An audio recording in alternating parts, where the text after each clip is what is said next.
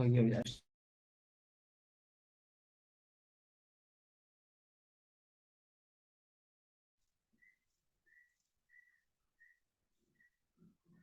Ardia.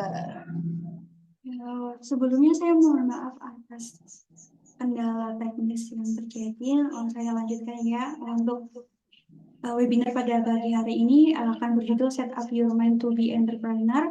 Apakah di sini ada yang sudah memulai usaha? Nah, untuk yang sudah memulai usaha bisa nih untuk nanti sharing-sharing di kolom chat ya. Nah, untuk hari ini insya Allah kita akan membahas terkait mindset yang diperlukan untuk menjadi pengusaha sukses. Sebelum perkenalan, saya ada info menarik nih untuk gabung menjadi mitra Eka Farm. Akan ada free biaya pendaftaran senilai Rp50.000. Di akhir sesi, kami akan share Google Form untuk join mitra Eka Farm. Oh iya, BTW kita belum kenalan nih sama pemateri kita pada pagi hari ini. Kita kenalan dulu ya sama beliau. Pemateri kita pada pagi hari ini bernama Hasnil Afrizal Mutakin, SSI, CPNLP, CHT, atau biasa kita panggil Coach Hasnil. Beliau sebagai mentor bisnis, pendamping UMKM, tersertifikasi BNSP, Direktur PT Nun, komisaris di bidang konstruksi, investasi, dan catering.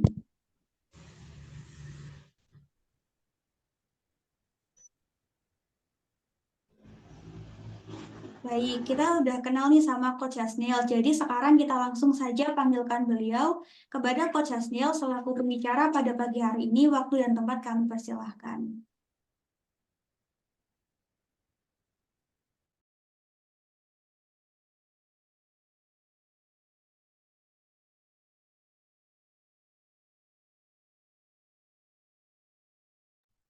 Bismillahirrahmanirrahim. Assalamualaikum warahmatullahi wabarakatuh. Waalaikumsalam warahmatullahi wabarakatuh. Waalaikumsalam. Tes suara saya masuk ya, insya Allah.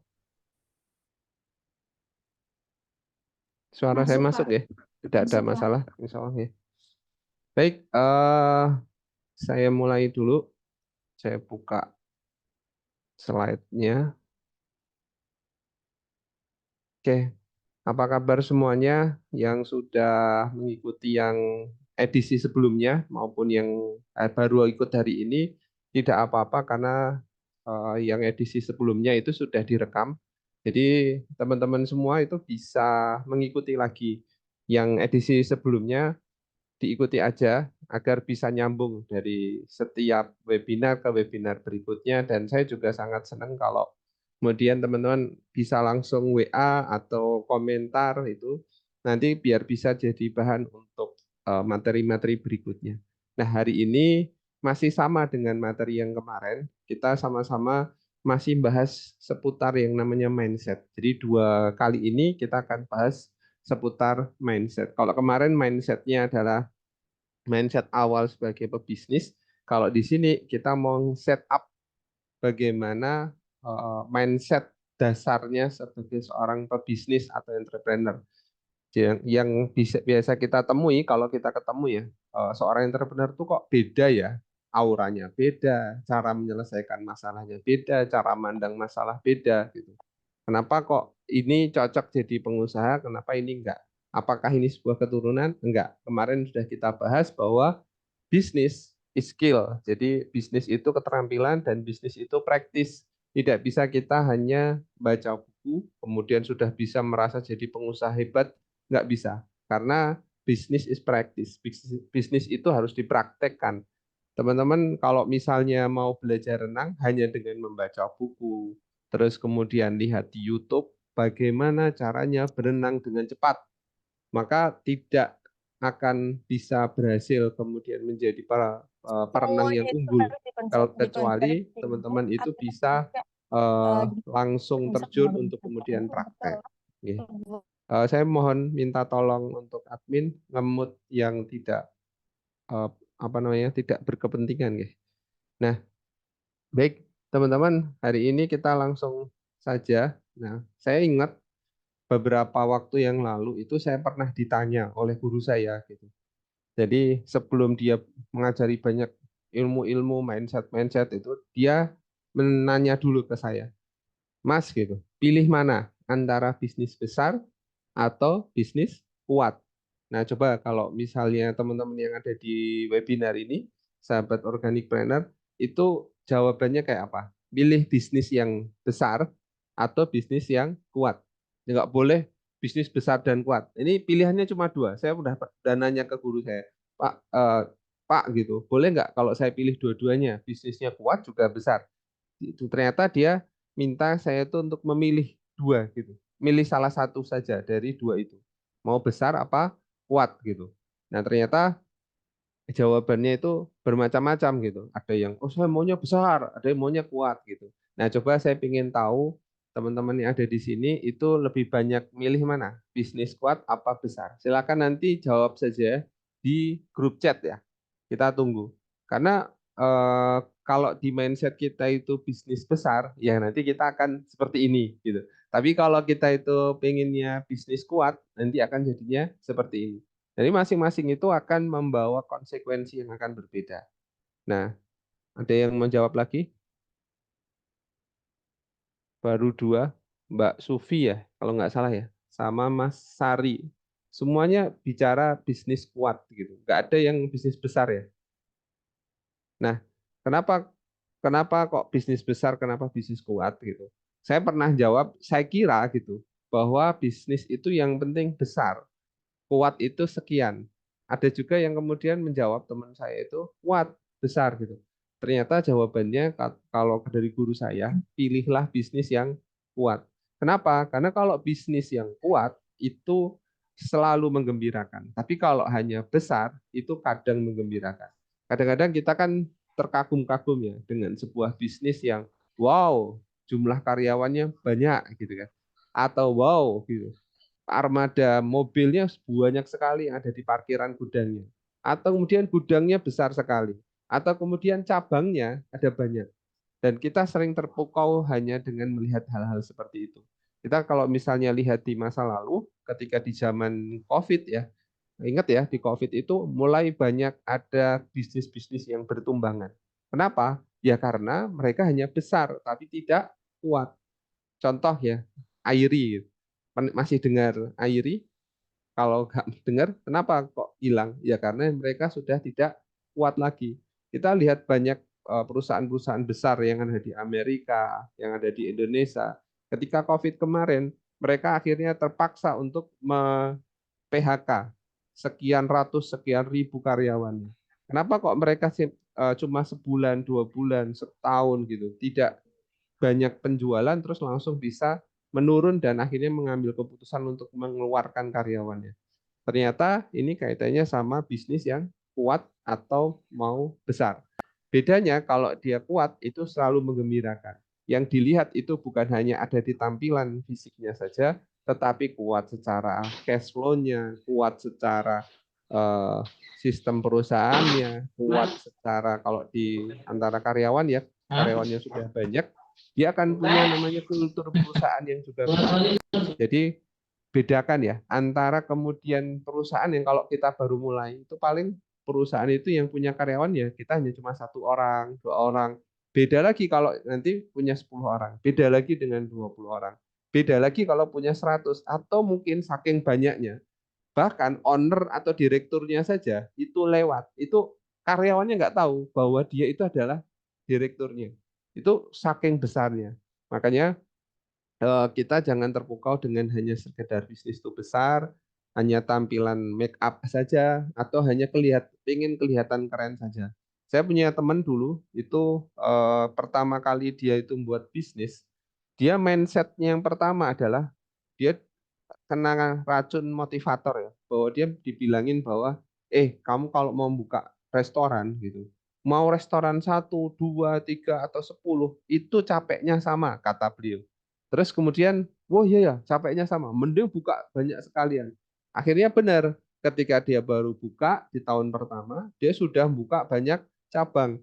Dan uniknya, dia nggak pakai akal sehat, dia buka salah satu cabang itu jauh dari bisnis pusat bisnisnya. Pusat bisnisnya di Jogja, terus dia membuka cabang itu di Kalimantan. Coba bayangin, kalau kita buka cabang sejauh itu, kalau sistemnya belum kuat, SDM-nya belum kuat, belum ada yang bisa diandalkan, apa setiap hari bolak-balik dari Jogja ke Kalimantan hanya untuk ngecek bagaimana operasional bisnisnya? Kan nggak bisa kayak gitu. Jadi kita semoga yang ada di sini semuanya kita bareng-bareng ya untuk mengganti mindset kita ini bukan bisnis yang hanya kelihatan besar saja tapi rapuh di dalamnya, tapi kita pilih bisnis yang kuat. Kalau bisnis kita kuat, insya Allah bisnis kita akan terus membesar. Baik, kalau misalnya kita itu mau tahu bisnis ini nanti akan jadi besar apa enggak, kuat atau enggak gitu. Itu tergantung dari keputusannya seorang pebisnis. Jadi kemajuan perusahaan itu di sini itu tergantung sama keputusannya. Nah, keputusan itu juga sangat tergantung dengan bagaimana karakternya pebisnis. Jadi kalau karakter pebisnisnya suka dengan flexing, suka dengan sesuatu yang hanya nampak, suka kelihatan kaya, padahal kaya dan kelihatan kaya itu 2 hal yang berbeda. Berbisnis yang hebat dan kelihatan hebat itu 2 hal yang berbeda. Nah, ternyata yang paling mendasar itu semua itu adalah kembali lagi mindset. Jadi kalau misalnya diibaratkan ini adalah gunung es, maka yang paling bawah, yang paling gede itu adalah di mindset. 90% yang paling menentukan pertama kali adalah di mindset. Kemarin saya sampaikan itu satu on mindset walaupun kecil aja gitu. Nanti itu didapat dari ekstrak dari 1 ton pelatihan. Jadi kita itu berlatih, ketemu masalah, akhirnya membentuk, oh iya mindsetnya ini. Hingga kita bisa cukup dengan mengatakan ini, orang itu bisa memahami semua yang akan kita sampaikan ke mereka. Nah, semakin tinggi, jadi kalau kita mau membangun bisnis, saya sering ya diskusi sama teman-teman itu, kita mau bangun bisnisnya mau gede, apa mau kecil, ya, mau tinggi atau hanya cuma segini. Semakin bisnis kita itu yang mau kita bangun itu adalah tinggi, kita ibaratkan dengan gedung tinggi. Kadang-kadang kita itu pengen bangun sebuah gedung, karena kita itu pikirannya ya, keinginannya baru setinggi 2 lantai. Terus ketika membangun bangunan 2 lantai itu kan kita otomatis membangun bangunan pondasinya itu hanya untuk 2 lantai. Ketika bangunan itu sudah hampir jadi 2 lantai, tiba-tiba kita pingin untuk bangun bisnis yang tingginya kayak gedung pencakar langit. Tentu ini semua akan disingkirkan semua. Jadi pondasinya nggak kepake, tiangnya nggak bisa dipakai, bahan bangunnya nggak bisa dipakai, bahkan mungkin tanahnya pun itu nggak cocok untuk kemudian dipakai untuk bangun gedung tinggi. Maka kalau teman-teman memang berpikir untuk membangun bisnis itu sampai besar sekali, sampai kemudian korporasi, coba bayangin Toyota, Honda, atau kemudian Indofood saja, atau Indomaret saja gitu, atau BCA, maka mulailah dengan pondasi yang kuat. Nah, pondasi yang kuat seperti apa? Pondasi yang kuat itu ada pada si owner, si pengusahanya, si pebisnisnya. Pebisnis itu nggak akan kuat kalau mindsetnya itu rapuh.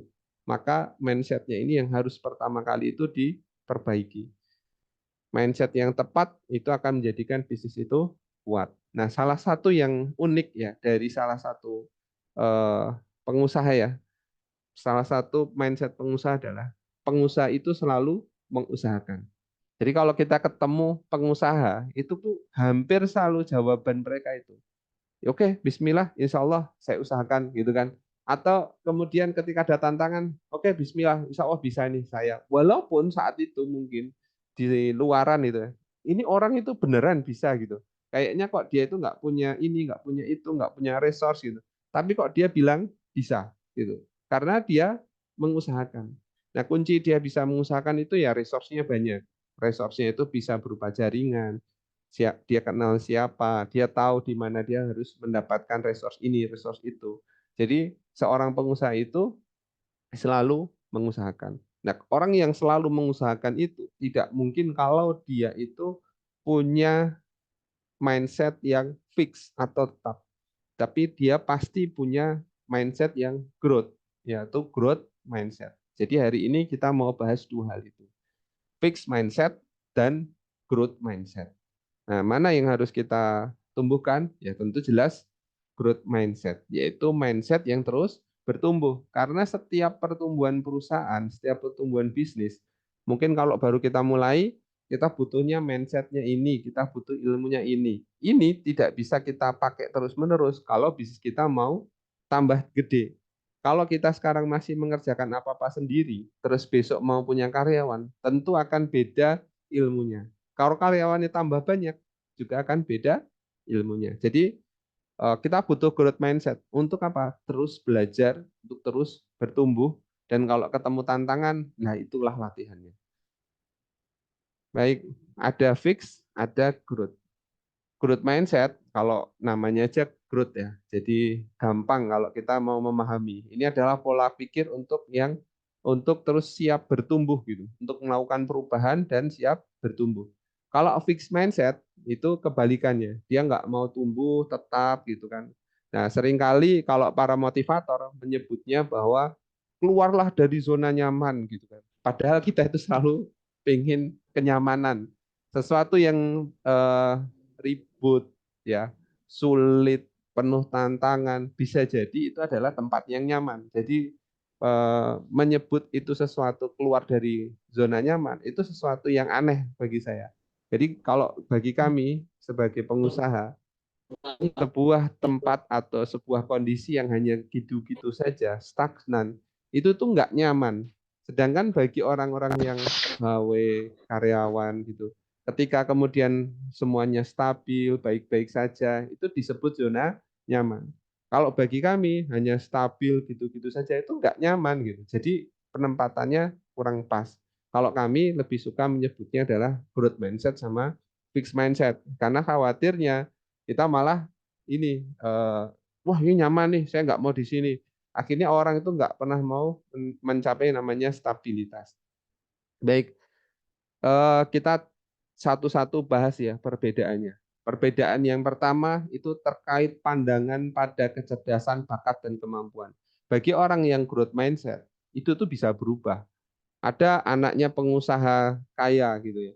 Terus kemudian dia itu pakai fixed mindset. Dia nggak mau berubah, dia merasa anaknya pengusaha, saya sudah punya banyak modal, kalau saya bangkrut, saya bisa punya uang lagi, cepat revive-nya lagi gitu. Dapat kemudian dia bisa bangkit lagi. Tapi kalau dia hanya pakai fixed mindset, nggak berubah, mesti dia nggak mau belajar. Beda dengan orang yang growth mindset. Dia memandang kecerdasan, bakat, dan kemampuan itu bisa berubah dengan belajar, berlatih, dan pengalaman. Saya ngomong hari ini dan ngomong zaman dulu, itu tentu akan punya pendapat yang akan berbeda. Dulu saya menganggap bisnis itu tumbuh kalau saya ada di nomor 1 di Google. Otomatis saya akan jadi perusahaan yang besar. Nyatanya enggak. Dulu oke, saya bisa dapat closingan dan sebagainya. Tapi sekarang ketika kita bicara branding, kita bicara ke depan untuk 5 tahun, 10 tahun, menata distribusi, itu akan berbeda lagi. Maka kita perlu growth mindset, open gitu ya. Bisa berubah dengan belajar, berlatih, dan pengalaman. Berlatihnya gimana, Bang? Gimana? Ya belajar untuk kemudian ketemu masalah. Jadi jangan takut dengan masalah. Masalah itu adalah sparring partner kita yang abadi. Nah, bagaimana dengan tantangan? Kalau orang fixed mindset, dia akan menghindari tantangan. Jadi dia kasih tantangan, kamu berani nggak untuk kemudian buka cabang di sana? Dana sudah saya siapkan. Wah, dia tidak akan mau mengambil tanggung jawab. Karena bagi dia tantangan itu sesuatu yang menakutkan, sesuatu yang harusnya dihindari. Sedangkan growth mindset gitu, itu lihat tantangan, yang namanya tantangan itu di samping itu mesti akan ada peluang. Dia akan berani menghadapi tantangan dan berani ngambil tanggung jawab. Dan growth mindset sama fixed mindset ini nggak hanya ada di bisnis ya, dia bisa jadi ada di politik, bisa jadi ada di jalanan, bisa jadi ada di manapun. Contoh sederhana, kalau misalnya ada di jalanan, saya lihat tuh ada orang itu menghentikan kendaraannya sebentar, hanya gara-gara melihat batu yang ada di tengah jalan, kemudian dia singkirkan. Nah, itu adalah orang yang growth mindset. Jadi dia berani untuk mengambil tanggung jawab.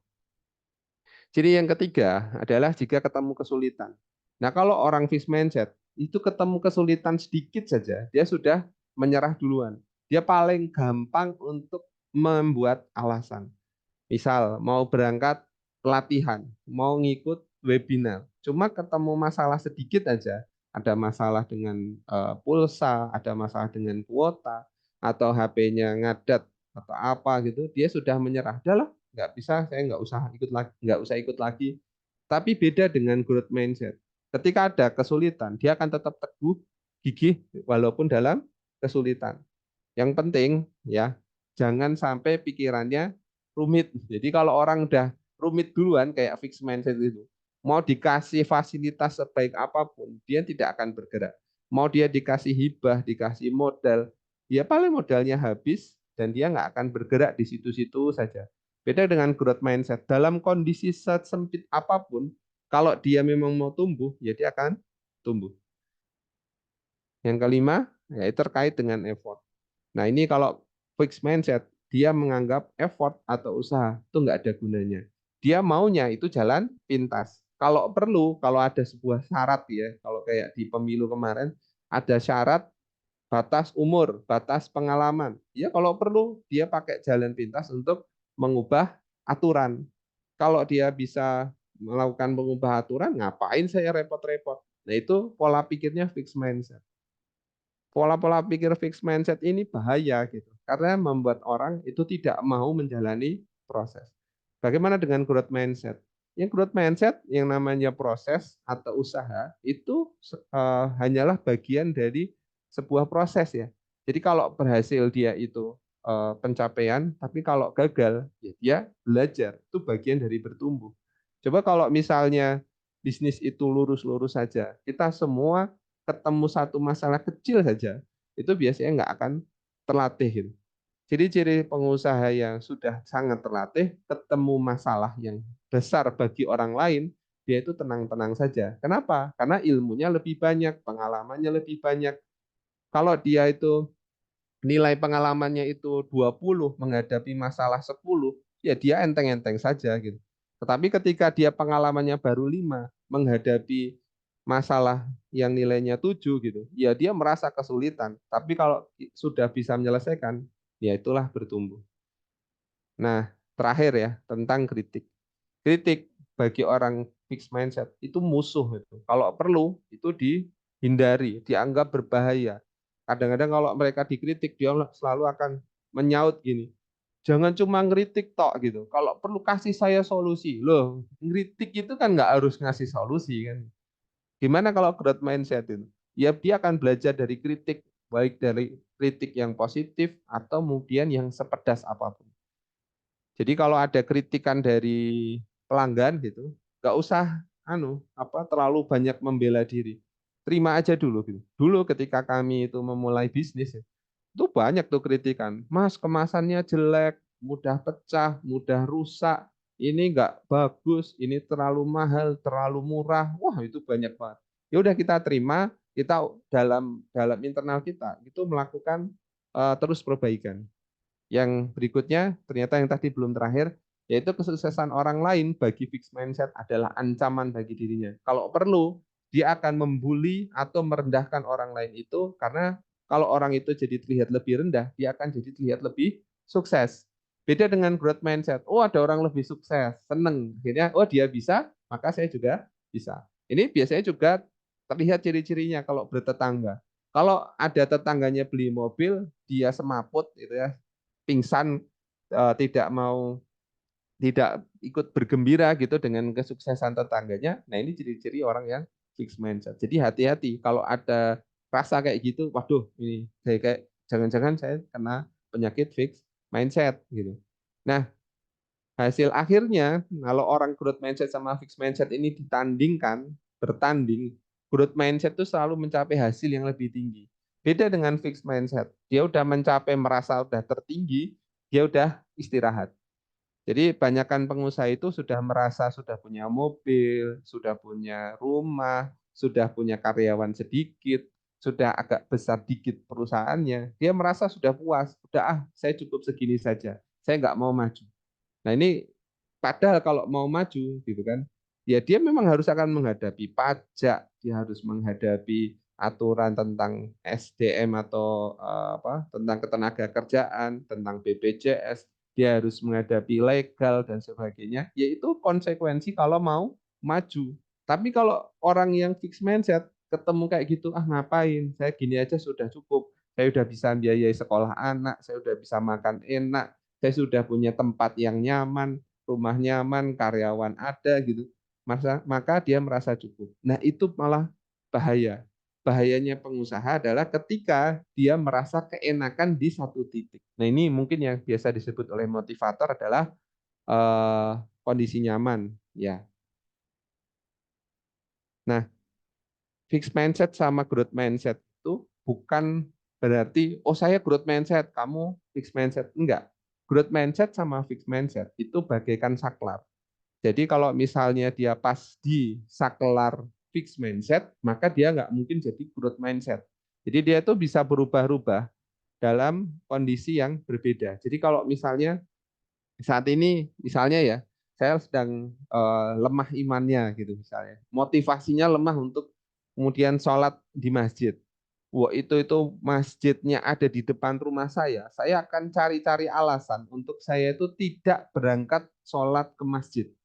Itu ciri-ciri orang yang fixed mindset. Tapi kalau orang yang growth mindset, apapun yang terjadi, mau badai, mau saya sakit, mau apapun, saya akan cari cara untuk bisa tetap bisa sholat di masjid. Maka salah satu cara kalau sebagai seorang muslim itu kita itu membiasakan diri untuk berdisiplin.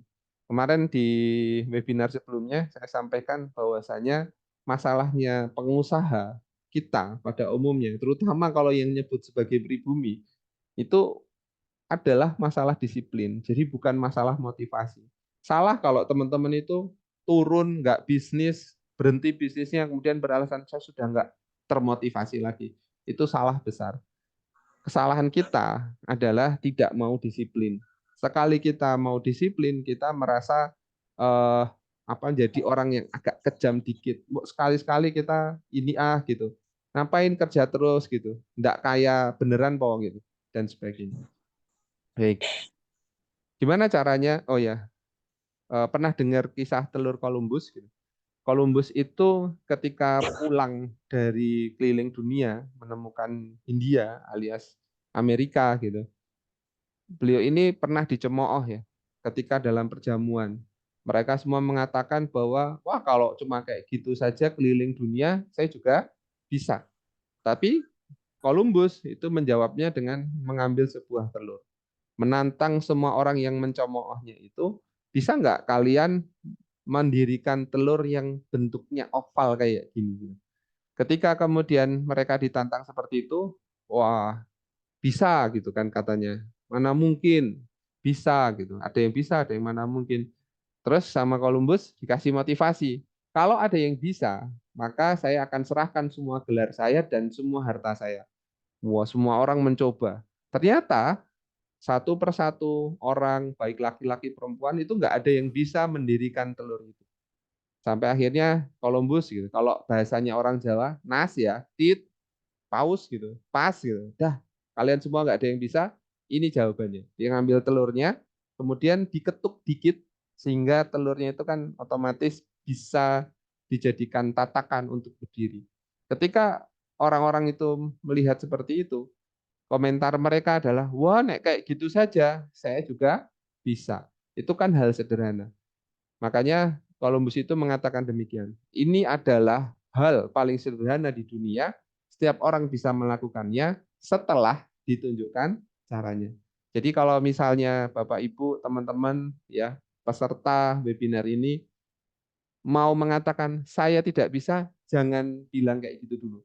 Tunggu dulu, coba cari tahu caranya. Makanya ketika saya melakukan sebuah proyek, apapun itu, maka langkah pertama saya adalah riset. Saya cari tahu dulu bagaimana cara menyelesaikan ini, bagaimana cara saya mengadakan ini, itu saya cari tahu caranya dulu. Karena kalau apapun itu akan jadi terasa sederhana, mudah kalau kita tahu caranya. Nah, cara melatih agar kita bisa growth mindset terus-menerus ya. Maka yang pertama adalah terbuka dengan kritikan. Jadi kalau ada kritikan tuh dengerin aja. Ketika kita itu mau rasanya menjawab, itu tanda ego kita masih terlalu tinggi. Sama dengan hidayah ya. Sebuah hidayah, petunjuk, itu susah masuk ke dalam diri kita. Ketika kita itu egonya tinggi. Kita itu masih takabur. Kita masih merasa yang paling hebat. Jadi pengusaha itu, hal seperti itu bahaya. Kemudian yang ketiga, itu melihat kegagalan dari sudut pandang yang berbeda. Saya pernah ya sama teman saya itu mencoba di titik tertentu tuh mencoba mengadakan sebuah kemasan. Kita lihat, wah plastik nih, kalau misalnya kita itu bisa beli banyak, langsung nyetak dari pabrik, gitu. Terus kemudian kita bisa menghemat sekian, sekian, sekian gitu. Akhirnya kita ambil cara apapun untuk kemudian bisa pesan langsung ke pabrik, pesan langsung banyak. Waktu itu bagi kami, uang 30-an juta, itu udah banyak banget, karena omsetnya masih kecil banget itu. Dan ketika lihat 30 itu gede gitu dan kita langsung ngeluarin uang segitu untuk beli plastik. Hasilnya gitu. Ternyata gitu, plastik itu nggak bisa dipakai. Nah, ketika kemudian kita bingung ya, ini plastik mau buat apa sebanyak ini berdus-dus gitu. Nah, akhirnya karena kita lagi butuh uang, kita mikir gimana ya kalau ini dijual. Ternyata ini dijual di Tokopedia, di Shopee. Ini laku gitu. Dan ini menjadi ibaratnya bisnis yang sampingannya kami, yang tidak perlu kita itu ngoyo-ngoyo, cukup pasang di Tokopedia, ada yang pesen. Nah, ini yang yang kemudian menginspirasi kami akhirnya menjadi sumber pendapatan sampingan. Dan dari sini kita bisa melihat kegagalan itu dari sudut pandang yang berbeda. Bahkan bisa kita manfaatkan. Kemudian berikutnya punyai circle yang tepat. Karena growth mindset itu tadi kayak saklar, bisa on, bisa off gitu.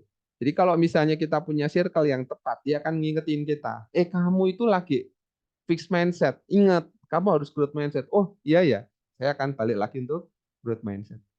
Kemudian yang terakhir adalah jangan enggan untuk bertanya kepada yang lebih tahu, lebih paham, atau lebih ahli. Tanya aja gitu. Kayak saya ini, gitu. Saya sudah membuka diri. Ayo silahkan kalau ada yang mau tanya, konsultasi gitu. Kebanyakan pengusaha-pengusaha pemula itu sudah dikasih kesempatan itu, tidak menggunakannya sama sekali. Bahkan ada yang sudah janjian itu membatalkan pada jamnya. Coba bayangin aja.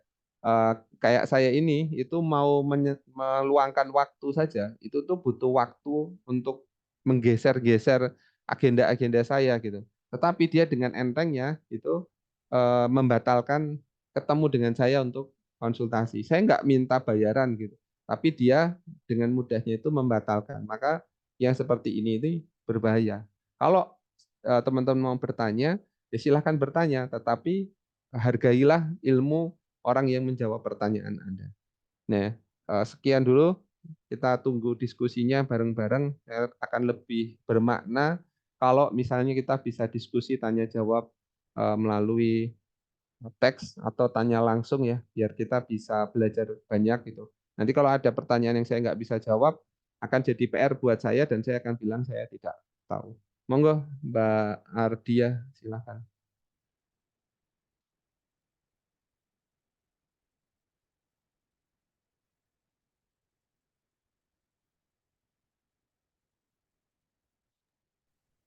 Terima kasih Pak Hasnu atas materinya pada pagi hari ini. Masya Allah banyak sekali ilmu yang bisa kita serap dari Coach Hasnil tadi. Nah untuk teman-teman, kira-kira dari pemaparan yang sudah disampaikan oleh Coach Hasnil, apakah ada yang ingin ditanyakan dan didiskusikan? Jika ada pertanyaan nanti bisa disampaikan melalui open mic ataupun di chat ya. Nah, insya Allah kami juga akan memberikan beras berupa 1 paket Amandia yang berisi beras 1 kilo dan minyak kelapa, serta 4 voucher belanja senilai 50.000 untuk 5 penanya terbaik. Nah, sebelum ke sesi tanya jawab, kita break dulu ya 2 menit untuk mendiskusikan terkait dengan pertanyaannya. Nah, mari disiapkan pertanyaannya, nanti bisa untuk open mic ataupun via chat.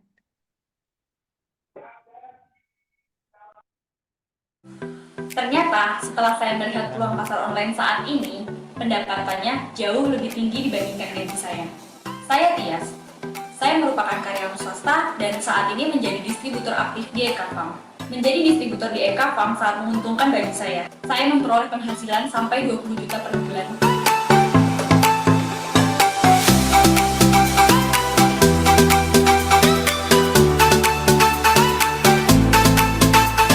Lalu tunggu apa lagi?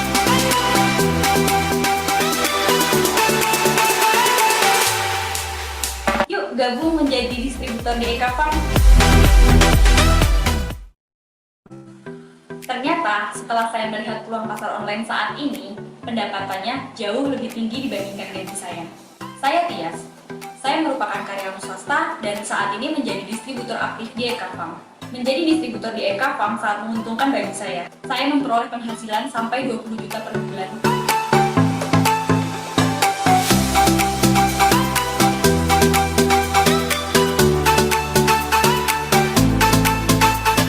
Lalu tunggu apa lagi?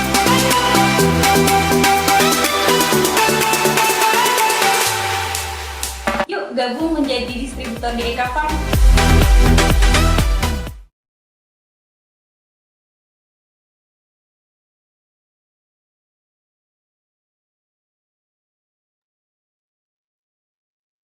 Baik, kami mengingatkan kembali untuk gabung menjadi mitra Eka Farm dan dapatkan free biaya pendaftaran senilai Rp50.000 khusus yang mengikuti webinar pada pagi hari ini. Di akhir sesi ini akan kami share Google Form untuk join Eka Farm. Kemudian untuk presensi sudah saya share di kolom chat, silakan bisa diisi mulai sekarang.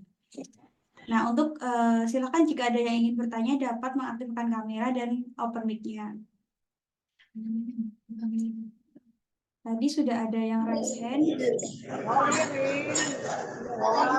Kepada Kak Sari dipersilakan untuk open mic serta menyampaikan pertanyaannya.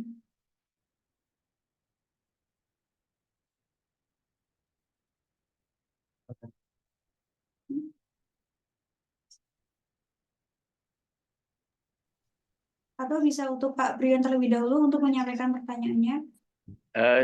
Assalamualaikum warahmatullahi wabarakatuh.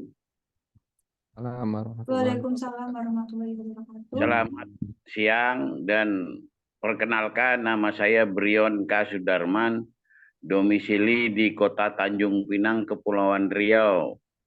Saya ini mantan pengusaha aquaponik di zaman COVID.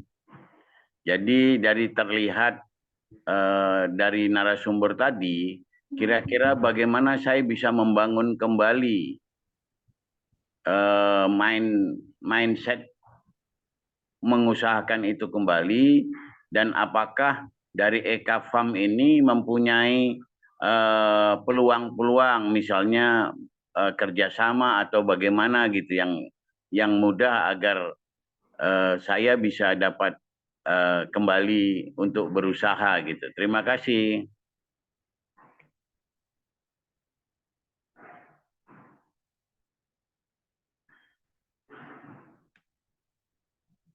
Ya, halo. Apakah suara saya dapat didengar? Dengar, Halo, Pak. Pak. Dengar, Pak.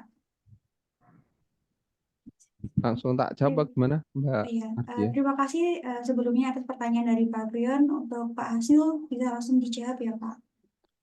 Baik. Terima kasih Pak Brion, luar biasa aquaponik ya, ketika kemudian pas COVID tadi kemudian ingin memulai lagi nggih, Pak. Jadi ketika kemudian kita ingin mengulangi lagi, ya just mengulangi saja, apalagi sudah pernah mengalami itu sukses. Jadi kalau misalnya ditanya oleh teman ya dulu waktu itu, Mas berapa kali jenengan jatuh bangun, ya berkali-kali gitu. Ketika kemudian saya mencoba untuk jualan misalnya ya di fashion misalnya, saya bukan bidangnya di fashion. Kelihatannya kalau lihat teman-teman yang di fashion jualan gamis, jualan ini, jualan itu, wah, kok luar biasa ya, cepat sekali. Saya nyoba gitu. Ternyata itu nggak gampang. Terus saya lihat teman-teman yang di pengusaha-pengusaha yang sudah luar biasa, kenapa mereka nggak gampang gonta-ganti gitu? Karena mereka sudah menentukan ya memang ini bisnis saya gitu. Itu yang satu gitu. Sehingga ketika dia memulai lagi itu lebih mudah. Tapi kalau kita itu gonta-ganti, nah itu yang bahaya. Terus kemudian yang ketiga gitu. Ketika kita memulai, jangan menggunakan cara yang sama. Kalau kita gunain cara yang sama, wajar kalau kita akan menemukan jalan yang buntu lagi. Contoh gitu ya, ketika kemudian teman-teman itu dulu ketika memulai bisnis itu buka itu ya di sebuah tempat ya, di toko, di ruko yang tidak laris gitu. Udah jelas nggak laris, tutup, kemudian buka lagi di tempat yang lain yang tidak laris gitu. Ya otomatis akan tutup lagi. Kalau kata Mbah Einstein itu, dia mengatakan hanya orang gila yang mengharapkan hasil yang berbeda dengan cara yang sama. Ketika kemudian Bapak itu mau mengulang lagi atau mencoba lagi, kuncinya jangan gunakan cara yang sama. Coba lakukan cara kayak saya. Saya kalau kemudian kondisi seperti itu, saya cari waktu untuk duduk, saya cari kertas atau buku, kemudian saya ngorek-ngorek. Saya mengevaluasi diri saya sendiri. Yang saya sering lihat, saya temukan, itu kebanyakan pengusaha itu sukanya itu di lapangan, tetapi tidak suka di balik meja. Padahal pengusaha itu harus mengimbangkan. Di awal-awal bisnisnya, dia memang harus banyak di lapangan, tetapi nggak boleh tidak sama sekali ada di balik meja. Kita kan perlu untuk kemudian bikin percatatan, bikin perencanaan, memastikan apakah rencana hari ini nih sudah sesuai dengan rencana yang kita canangkan bulan kemarin atau enggak. Terus kemudian hari ini beneran sudah sesuai dengan hasil pemenangan atau enggak. Kalau kemenangan kita itu yang sederhana adalah kita berhasil enggak mencapai di atas BEP misalnya.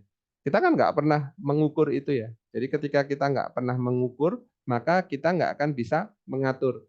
Sesuatu yang tidak bisa kita ukur, tidak akan bisa kita atur. Nah, gimana caranya ngukur? Ya kita harus duduk dulu, apalagi kalau kita nggak punya karyawan, karyawannya masih sedikit, atau kita masih melakukan semuanya, ya yang duduk kita.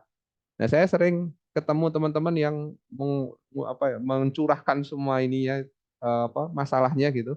Terus kemudian coba kamu cari waktu untuk duduk sejam 2 jam aja setiap hari untuk kamu berpikir. Tuliskan apa yang kamu pikirkan dan kalau ketemu itu masalahnya, solusinya masih bingung, coba tanya ke saya. Nah, ketika dia bisa melakukan hal kayak gitu, itu seolah-olah ini kepalanya itu jadi terang gitu. Makanya saya ingat kata Ustadz itu, zikir itu mungkin nggak bisa menyelesaikan masalahmu, tetapi dengan zikir kamu bisa tenang, terus kamu itu bisa menyelesaikan masalahmu. Jadi ketenangan itu yang perlu kita tumbuhkan ya. Walaupun dalam kondisi sesulit apapun, sekrodet apapun, sehektik apapun, kuncinya adalah tenang. Ngaten Pak. Jadi saran saya coba tadi beberapa tadi ditambah luangkan waktu untuk duduk. Jangan terlalu banyak di lapangan saja, tapi minimal sejam 2 jam duduk saja Pak. Nanti akan banyak insight yang bisa didapat dari duduk. Allah alam bisawab. Matur suwun, yang dari Ekafam bagaimana? Yang dari Ekafam nanti biar dijawabin dari Ekafam Pak. Saya Oke, terima kasih. narasumber. Matur suwun. Iya, sami-sami. Baik, terima kasih Coach Yasna atas jawabannya. Selanjutnya ada Pak Sari, saya persilakan untuk menyampaikan pertanyaannya. Iya, sebelumnya terima kasih kepada Kak Ardia Rahma yang telah memberikan saya kesempatan dan tentunya kepada pemateri hari ini Bapak Hasnul Afrizal Mutakin yang seakan-akan tuh kayak mulai membangkitkan semangat lagi Bapak. Sebelumnya saya adalah seorang mahasiswa yang dimana hari ini hanya menjadi calon wirausaha Bapak, karena kemarin saya sempat buat beberapa usaha dan berkali-kali jatuh dan hari ini betul-betul down Pak. Nah, setelah saya melihat webinar ini kayaknya saya butuh ini deh. Gimana sih caranya Bapak untuk membangun mindset kita yang dimana itu kita ini kan sebagai yang jiwa anak muda kayak betul-betul apa ya kayak bimbang gitu nah mau mulai usaha yang ini atau yang itu karena emang nggak punya mental satu Bapak. Terus kedua iya Bapak. Terus kedua dipengaruhi juga sama lingkungan saya Bapak. Kadang saya punya beberapa ide tapi ya mungkin ini khususnya dari orang tua saya dan saudara saya kadang tidak mendukung dengan apa yang saya mau kerjakan. Jadi menurut saya mental health yang saya juga rasakan saat ini tuh kayak betul-betul bimbang saya maju atau bagaimana ya. Karena kan percuma aja kalau misalnya saya sendiri yang berdiri tanpa support dari orang-orang terdekat saya apalagi keluarga saya Pak ya karena mereka tuh berpikir lebih baik kamu kerja di perusahaan saja. Nah, sedangkan dari hati yang paling dalam saya, Pak, saya tidak mau jadi karyawan, Pak. Saya mau belajar untuk jadi pengusaha. Ya kan? Karena sejauh mata memandang, sekarang itu, Pak, lebih banyak anak muda yang sekarang tuh lebih suka jadi karyawan daripada pengusaha. Nah, itu, Pak, saya mau bagaimana sih, Pak?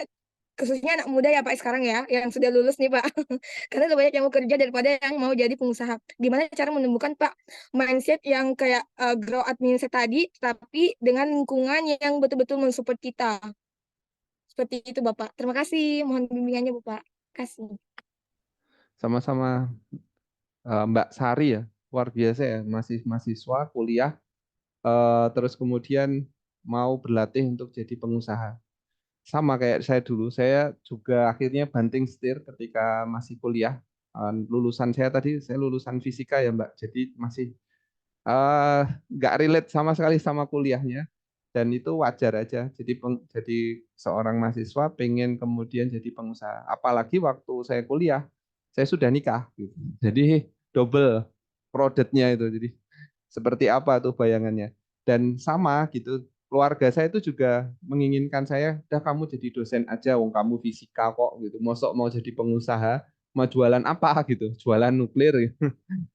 Ternyata semua yang dihadapi pengusaha di awal-awal, apalagi pengusaha yang baru di kalangan keluarga, Jadi misalnya Bapak Ibu bukan pengusaha dan kita itu satu-satunya orang yang punya keinginan jadi pengusaha, itu akan menghadapi hal yang sama. Keluarga itu akan mencibir awal-awal dan agak meremehkan, menghalangi, nggak mendukung. Nah, minimal kalau misalnya boleh gitu ya, nanti minta tolong ke Bapak Ibu untuk mendoakan saja dan memberikan saya Mbak itu kesempatan gitu.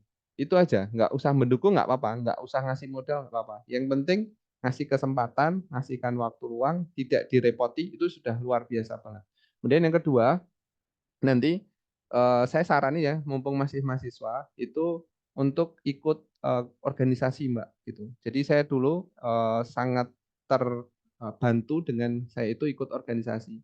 Silakan kalau di mahasiswa kan ada BEM, ada HIMA, himpunan mahasiswa dan lain-lain. Ketika saya ikut organisasi kayak gitu, saya itu kan sering ketemu masalah ya.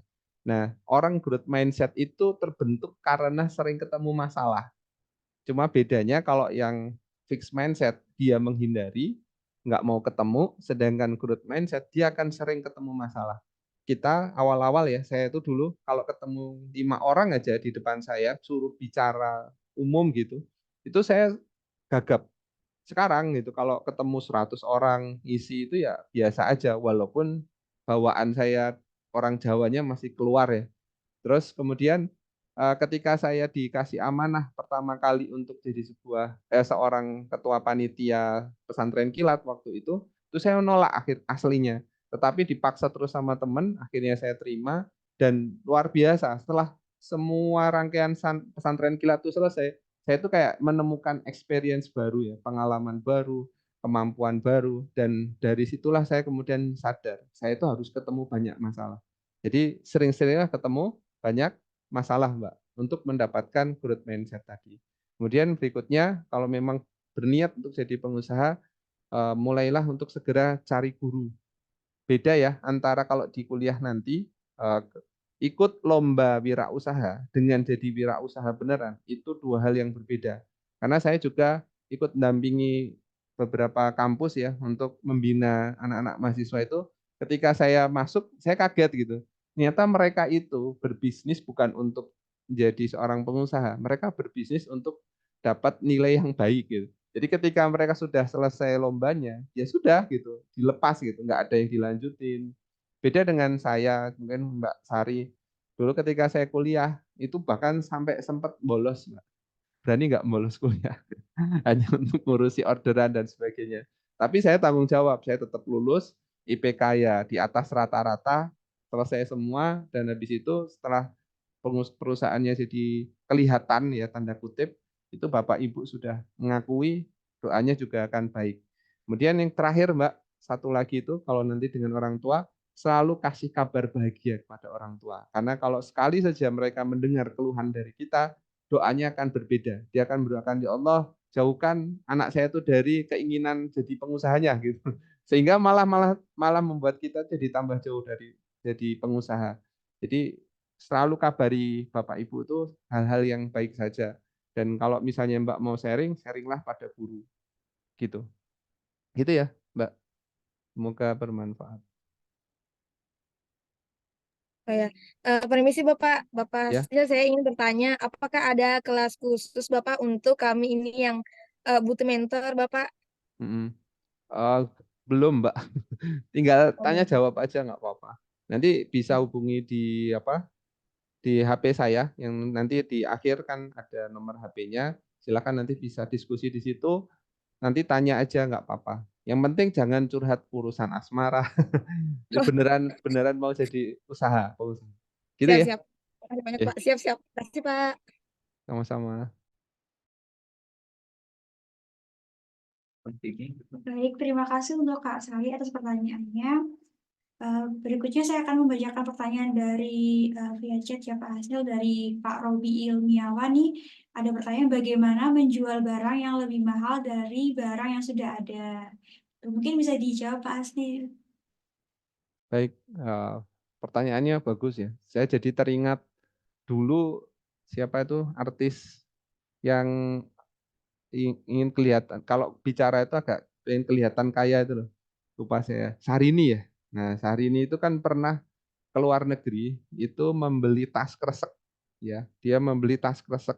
Kalau nggak salah harganya itu kalau dirupiahkan itu harganya 1 juta rupiah.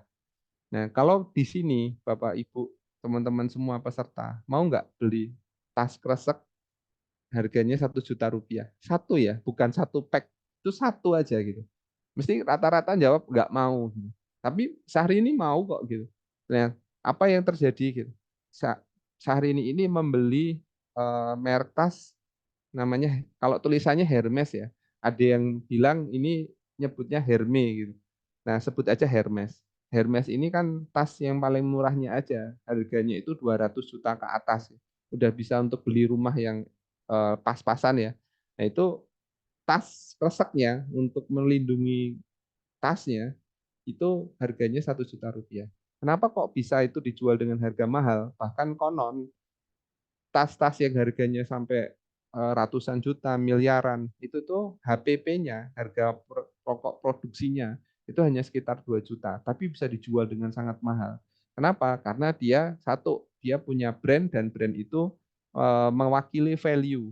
Nah, kebanyakan dari kita, value atau nilai itu kan ada di produk. Ternyata enggak. Nilai itu adanya pada pelanggan. Jadi misalnya Mbak Ardia ini ya ditawari, Mbak ini ada tas Hermes, tak diskon 50% dari 200 jadi 100 juta. Mesti nggak mau beli juga kan? Kenapa? Karena value-nya ini nggak cocok dengan value-nya Mbak Ardia atau Pak Robi gitu. Nah, kita perlu tahu dulu siapa pelanggan kita. Jadi kata Seth Godin ya, dia mengatakan cari produk untuk pelangganmu, bukan kita itu nyari pelanggan untuk produkmu gitu. Jadi sebelum kita itu nyari produk, itu seharusnya adalah kita milih dulu siapa pelanggan, siapa target market yang mau akan kita layani. Sehingga kita tahu value apa yang mereka butuhkan, kemudian nanti produknya baru kita bisa bangun value-nya gitu. Nah, seringkali kita kan menjual itu bukan value tapi malah menjual produk. Bedanya apa? Kalau value itu adalah nanti sebut aja manfaat yang dirasakan oleh si pelanggan gitu. Itu paling mudah kalau mau membayangkan masalah value ya. Seperti Syahrini tadi, dia mau rela membeli tas kresek harga 1 juta, kemudian tas itu harga 200-an juta. Itu value dia adalah apa? Agar dia itu merasa terlihat kaya, agar dia menjadi semakin bergengsi. Yang nambah gengsi siapa? Si pelanggan gitu. Produknya nambah gengsi enggak? Enggak gitu. Produknya ya namanya tas gitu. Itu hanya bisa untuk naruh HP, naruh dompet. Dia tidak bisa serta-merta bisa kayak kantongnya Doraemon. Enggak. Jadi value itu ada di pelanggan. Kalau kita jual produk ini tepat pada si pelanggan, kita bisa mengkomunikasikan value ini pada mereka, maka kita bisa jual itu dengan harga yang lebih mahal. Tapi jangan sampai ini hanya ada di kata-kata saja. Produknya nggak sesuai dengan value-nya itu juga bahaya.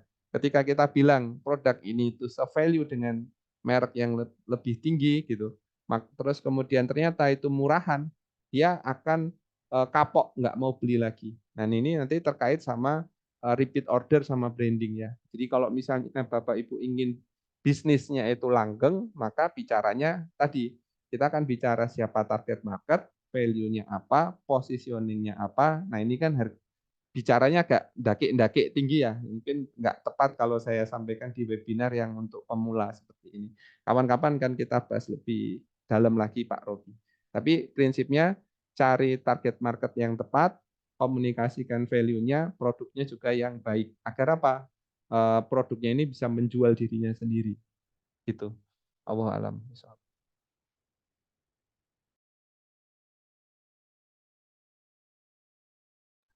Baik Pak Hasil, terima kasih atas jawabannya. Saya bacakan pertanyaan selanjutnya dari Ibu Linda. Bagaimana cara mengelola ketidakpastian dan risiko secara mental dalam menjalani perjalanan menjadi entrepreneur?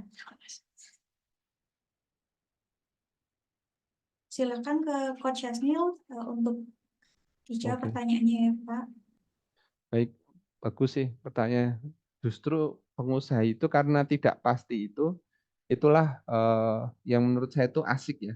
Tapi yang namanya ketidakpastian itu kalau di dalam bisnis ya, itu tuh sebenarnya selalu ada rumusnya. Jadi ketika kemudian kita itu tidak tahu rumusnya, tidak tahu apa namanya polanya gitu. Nah ini yang akan membuat kita itu jatuh. Aslinya ketidakpastian pun itu selalu ada rumusnya. Contoh gitu ya, kita mau mau buka mau jualan produk yang sampai kemudian laris-laris manis gitu. Gampang gitu. Ya udah, jual produk yang laris gitu. Kalau misalnya Bapak Ibu itu jual produk yang masih baru, nggak tahu siapa target marketnya, ya wajar kalau kemudian nggak langsung laris. Jadi segala sesuatu itu ada polanya. Ada pola untuk berhasil, ada pola untuk gagal. Maka dari itu kata guru saya gitu, jangan kamu terlalu fokus pada produknya, jangan terlalu fokus pada bisnisnya. Kamu perbaiki manajemennya ini itu, pakai ilmu ini itu, tapi karakter kamu itu tidak bisa ngimbangi dengan apa yang akan kamu hadapi, yaitu sama saja. Maka fokusnya dalam pengembangan bisnis itu fondasinya adalah karakter si pengusahanya. Jadi pengusaha ini mau ditaruh dimanapun itu dia akan bisa survive. Beda kalau titik tekannya itu ada pada hanya manajemennya saja, cara dia mengelola, cara dia mencatat, cara dia menjual. Ketika ini berubah, landscape bisnisnya, cara bertarung bisnisnya ini berubah, dia nggak bisa bertahan. Kayak zaman dulu, kita itu cukup posting di Facebook, nyepam aja, itu laris gitu. Tapi sekarang, coba aja nyepam, nggak laris gitu. Kenapa kok dulu bisa, sekarang nggak bisa? Harusnya yang dikokohkan itu adalah si pengusahanya, bukan manajemennya atau caranya ya, lebih ke cara-cara teknisnya, tapi pengusahanya. Nah, pengusaha ini perlu tadi growth mindset, perlu belajar leadership, perlu belajar untuk bermimpi agak tinggi, visi misi yang tidak hanya sekedar uang. Maka kalau kita baca bukunya Robert T. Kiyosaki yang Rich Dad Poor Dad, itu salah satu poinnya adalah jangan bekerja untuk uang. Itu dia letelek ya, dia jelas dia mengatakan jangan bekerja untuk uang. Nah, kalau kita terbiasa bekerja untuk uang, ya kalau nggak dapat uang gimana?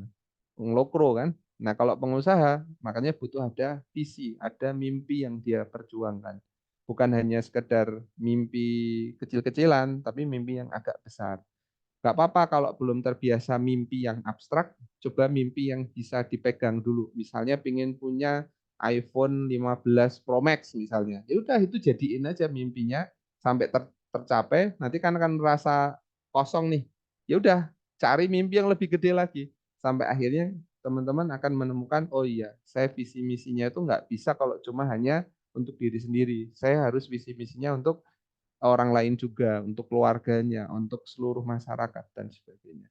Jadi balik lagi ke ini ya, Bu, apa namanya karakternya. Kita mendidik itu ada di karakternya, sehingga nanti kalau mau VUCA, mau volatil, mau uncertainty, mau complexity atau ambiguity gitu ya, nggak pasti kita siap mau apapun yang terjadi. Kemudian jangan lupa untuk menjadi orang yang resourceful, yang punya banyak resource. Resource ini bukan berarti uang, tetapi berupa kenalan-kenalan. Oh ini, saya kalau butuh ini, saya akan hubungi ini. Saya kalau butuh ini, akan hubungi ini. Semakin banyak ibu itu bisa menjadi orang yang resourceful, itu bisa memudahkan kita menghadapi apapun yang terjadi di bisnis ini. Allahu a'lam bishawab. Baik, terima kasih Pak Hasnul atas jawabannya. Berikutnya ada pertanyaan dari Pak Rifki Kawit terkait dengan apa rencana tanggap darurat yang telah disiapkan perusahaan dalam menghadapi sebuah krisis. Monggo Pak Hasnul. Bisa diulangi? Apa rencana tanggap darurat yang telah disiapkan perusahaan dalam menghadapi sebuah krisis? Baik. Jadi krisis itu, jadi saya pernah ditanya karyawan, Pak, kenapa tidak bisnis laba itu tidak terus dibagi aja, dibagi buat owner, dibagi bonus buat karyawan dan sebagainya. Saya jawab, kita itu bisnis itu bukan hanya untuk 1 bulan, 2 bulan, 3 bulan ke depan, tetapi kita itu bisnis untuk seterusnya. Seperti yang kemarin kita bicara tentang infinite games sama finite games. Kalau kita bicara infinite games, maka kita akan selalu bicara tentang kemungkinan-kemungkinan terburuk. Jadi di bisnis ini sederhananya ya, kalau misalnya urusan keuangan, itu kita akan menabung yang namanya dana darurat. Jadi ada namanya dana darurat, ada namanya nanti dana depresiasi, ada dana yang lain. Tujuannya apa? Kita harus bisa hidup walaupun kondisi kayak COVID kemarin. Saya punya teman itu ketika COVID dia itu anteng-anteng aja gitu, karyawannya masih digaji padahal kondisi nggak bisa ngantor, terus nggak ada penjualan. Tapi kenapa bisnisnya masih 1 tahun tuh masih survive, masih ada karyawannya, nggak ada yang dipecat? Ya karena dia mempunyai namanya dana darurat atau dana cadangan. Nih, dana darurat dia itu sudah mencapai 12 bulan kali operasional di bisnisnya. Sehingga selama 12 bulan, kalau tidak ada pemasukan sama sekali, dia masih bisa hidup. Dia masih bisa punya dana cadangan untuk bisa bangkit lagi. Nah, itu satu ya. Nanti urusan keuangan itu penting untuk membuat namanya dana darurat. Ini ibaratnya kalau di Quran itu kan semut ya. Semut itu terus bekerja mencari makan dan sebagainya. Itu bukan untuk dia makan hari ini, tapi dia juga mikir untuk kalau nanti ada musim dingin, musim yang tidak bisa diprediksi. Sehingga semua semut masih bisa hidup. Mujur kalau ternyata dia masih bisa sedekah dan sebagainya. Kemudian yang kedua, kalau untuk pelindung ya untuk krisis itu salah satunya adalah urusan legal. Jadi segala sesuatu yang tertulis, yang ada tulisannya, ada kesepakatannya, ada MOU-nya, itu bisa membantu kita menghadapi krisis.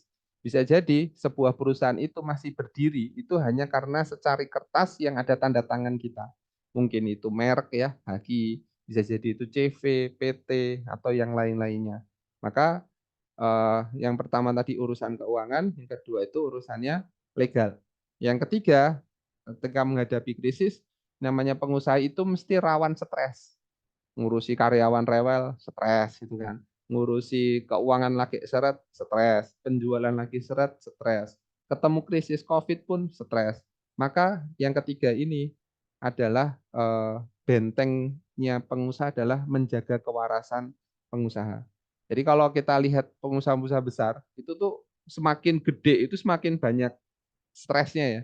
Maka mereka tuh butuh mainan. Ada yang mainannya ngegolf, ada mainannya itu harus jalan-jalan, ada yang dia mainannya harus ketemu orang, dia harus kemudian punya hobi, dia ketemu keluarga, istrinya atau pasangannya jangan sampai gampang marah-marah karena kita rawan stres. Kalau perlu pasangan kita, anak-anak kita itu dijaga jangan sampai nakal, harus baik, bahkan stress release. Jadi yang ketiga ini penting tapi kelihatannya nggak penting bagi yang sebagian besar orang ya, yaitu menjaga kewarasan pengusaha. Punyailah circle yang baik, punya pasangan yang baik, punya anak-anak yang soleh, yang baik, gitu. Nggak nakal, rumah juga yang tertata rapi. Biar pulang itu kalau capek itu nggak gampang stres. Di kantor misalnya sudah banyak tagihan nggak terbayar, pelanggan lari atau apa gitu. Pulang-pulang sampai rumah, rumahnya berantakan, itu kan rasanya pengen uring-uringan ya. Maka kita butuh membangun keluarga kita juga, membangun lingkungan kita juga, itu agar membantu kita tidak mudah stres. 3 itu, oke. Baik Pak Hasil, terima kasih atas pertanyaannya, atas jawabannya. Mohon maaf, untuk pertanyaan terakhir dari Kak Sufi, bagaimana cara menghadapi partner bisnis yang lagi mode fixed mindset? Mengatasi. Partner bisnis yang sedang mode fixed mindset. Oh, jadi sejak awal ketika kita itu berpartner sama orang, kita harus sadari partner kita ini itu beda lingkungan pendidikan dengan kita, beda dengan kita, beda dengan satu pendidikan keluarga, kemudian mungkin juga punya cita-cita yang agak berbeda, value-nya mungkin agak berbeda, ya intinya semua berbeda lah. Maka kita harus menghadapi perbedaan itu. Nah, ketika awal-awal kita berpartner, kita perlu ada namanya kesepakatan. Dan kesepakatan ini bisa jadi itu nggak cuma di awal, nanti ketika di tengah-tengah perlu ada ketemu masalah, ya kita bangun kesepakatan lagi gitu. Nah, kesepakatan itu contoh gitu. Sampaiin aja. Nanti kita kalau misalnya ada unek-unek jangan dipendam, tapi langsung kita ngomong. Tapi omongan semenyakitkan apapun tolong jangan sakit hati karena ini memang harus dikeluarkan. Lebih baik sekarang daripada dipendam ini. Contoh yang kayak gitu. Nah, sepakat, sepakat misalnya. Dua gitu kan. Ketika kemudian saya ngasih nasihat misalnya, tolong didengarkan dulu. Begitu juga saya, kalau saya dikasih nasihat, entah itu benar atau salah, saya mau mendengarkan. Jadi ketika kita sama partner itu selain value dan yang lain-lain sama ya, sebisa mungkin itu kesepakatan kuncinya. Dan kesepakatan itu sebaiknya tertulis. Kalau kamu nggak paham, silahkan tanya. Kalau kamu ada kendala, ayo sharing. Itu juga bagian dari kesepakatan. Kalau bisa tertulis, lebih baik. Jadi sebelum bicara menasihati dia, mengharapkan dia untuk jadi growth mindset, saran saya sama partner bisnis itu lakukan kesepakatan-kesepakatan kayak gitu. Kayak kami ya dengan teman-teman itu, partner-partner bisnis saya udah nyampein, saya mau bangun bisnis itu yang korporasi, yang nanti bisnisnya bisa jadi itu tidak membutuhkan saya lagi. Jadi otomatis bisnisnya ini akan tersistem, punya kultur yang baik, dan bisa jadi nanti yang melanjutkan itu bukan saya, bukan anak saya, tapi siapapun yang berkompeten. Kayak gitu. Sehingga kita berdua pun membangun bisnis itu benar-benar profesional. Bahkan saya itu sama teman saya ini itu sama-sama berpuasa dulu sama beberapa tahun, bahkan 5, 6, 7 tahun itu tidak ngambil bagi hasil, tapi kami hidup dengan gaji. Nah, ini strict gitu. Sehingga kita fokus untuk membangun bisnis itu dari laba itu dulu. Nah, ini kan hal-hal kayak gini nih disepakati dulu dari sejak awal. Jangan di tengah-tengah. Sama kayak ketika menikah ya, zaman saya dulu tuh comblangi itu mesti saya minta masing-masing ketika ta'aruf itu, tolong tanyakan hal-hal yang krusial seperti satu gitu. Ketika habis nikah mau tinggal di mana? Yang kedua, nanti si istri itu mau boleh kerja atau enggak? Ketiga, mau poligami apa enggak? Empat, anak-anak itu nanti pendidikannya mau seperti apa? Dan seterusnya. Nah, itu kalau udah dari sejak awal disepakati, nanti ketika nikah itu tidak bolak-balik gitu. Awalnya nggak mau poligami, nggak pernah dikomunikasikan. Di tengah jalan mau poligami. Nah, itu kan jadi masalah. Gitu nih. Jadi kalau dengan partner selalu bangun komunikasi dengan kesepakatan-kesepakatan itu. Tinggal ngingeti aja kesepakatannya. Oke, monggo Mbak Ardia. Terima kasih Pak Hasnul atas jawabannya. Terima kasih juga untuk teman-teman yang sudah bertanya. Untuk lima penanya terbaik yang berhak mendapatkan voucher belanja dan paket Amandia, yaitu saya sampaikan yang pertama ada Kak Linda, yang kedua ada Kak Sari, ketiga ada Kak Robi, keempat ada Pak Brion, dan terakhir ada Pak Rifki. Untuk yang belum kebagian voucher belanja beserta voucher, tidak apa-apa ya teman-teman, karena besok kita akan ada lagi webinar selanjutnya yang insya Allah akan dilaksanakan pada tanggal 27 Maret 2024. Tetap stay tune dan ajak teman-teman kalian juga untuk merasakan kebermanfaatan dari webinar pada hari ini. Insya Allah juga info-info program webinar dapat kalian akses melalui nomor WA admin atau di Instagram ekafamofficial.com. Saya mohon untuk teman-teman peserta webinar dapat open cam ya untuk sesi foto bersama di akhir sesi ini.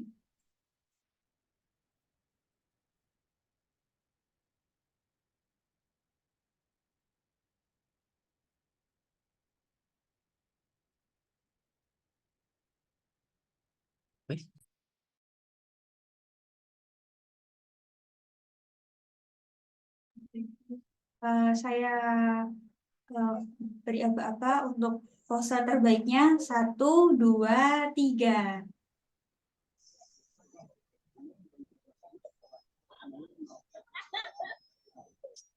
Oke, terima kasih kepada para peserta webinar pada pagi hari ini. Nah, untuk Alhamdulillah kita sudah melewati berbagai rangkaian acara hingga akhir, tidak terasa ya sudah sampai di penghujung acara. Sebelum kita tutup pertemuan kita pada pagi hari ini, agar semua ilmu yang kita terima menjadi ilmu yang bermanfaat, yuk kita berdoa terlebih dahulu dengan membaca hamdalah bersama-sama. Alhamdulillahirabbil alamin.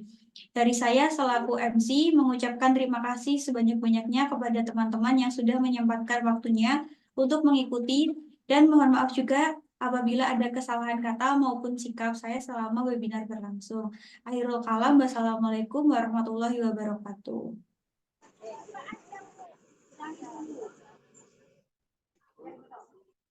Untuk link pendaftaran mitra nanti akan di follow up melalui via WA oleh admin kami. Jangan lupa mengisi presensi kehadiran ya. Terima kasih sebelumnya, selamat pagi, selamat beraktivitas kembali.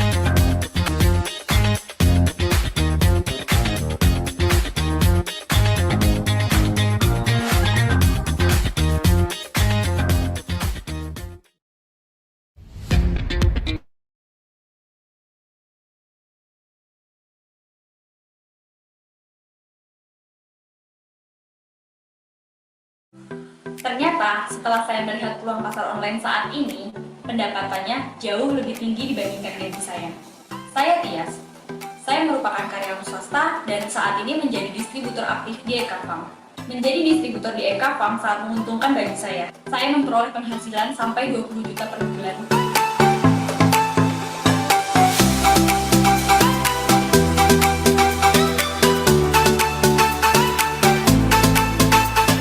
Lalu tunggu apa lagi?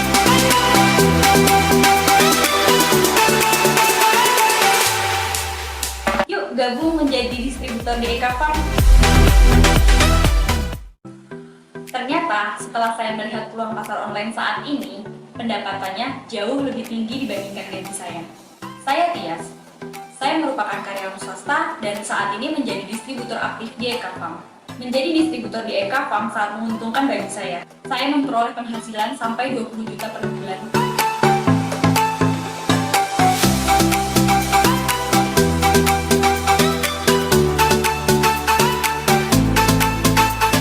Lalu tunggu apa lagi?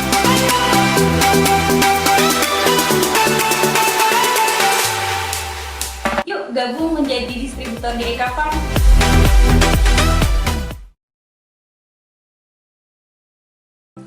Ternyata setelah saya melihat peluang pasar online saat ini, pendapatannya jauh lebih tinggi dibandingkan gaji saya.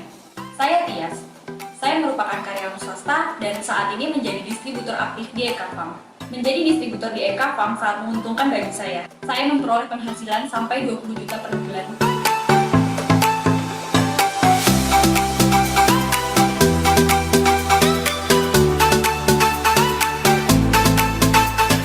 Lalu tunggu apa lagi?